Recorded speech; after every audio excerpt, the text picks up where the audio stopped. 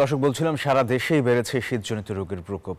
আর এই নিয়ে বিস্তারিত জানাতে এই মুহূর্তে যুক্ত হচ্ছেন আমাদের সহকর্মীরা। প্রথমে যাচ্ছি রাঙামাটিতে, সেখানে আছেন সহকর্মী ফাতেমা জান্নাত মুমু।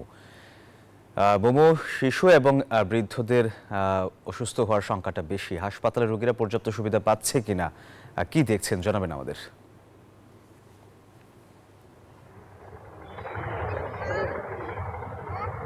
ধন্যবাদ সোহাগ, আপনি যেমনটি বলছিলেন আমি আছি এখন রাঙামাটি জেনারেল হাসপাতালে।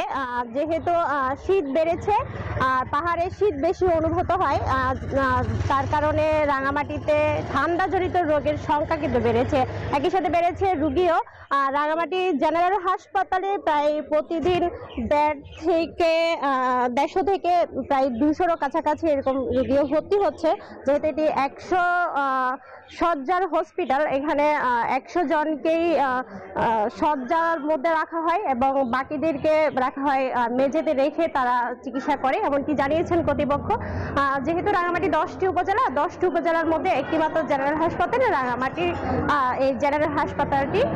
এছাড়া রাঙামাটিতে স্বাস্থ্য কমপ্লেক্সগুলো আছে, তবে পর্যাপ্ত চিকিৎসা সুবিধা না থাকার কারণে তারা কিন্তু রাঙামাটি জেনারেল হাসপাতালমুখী হয়।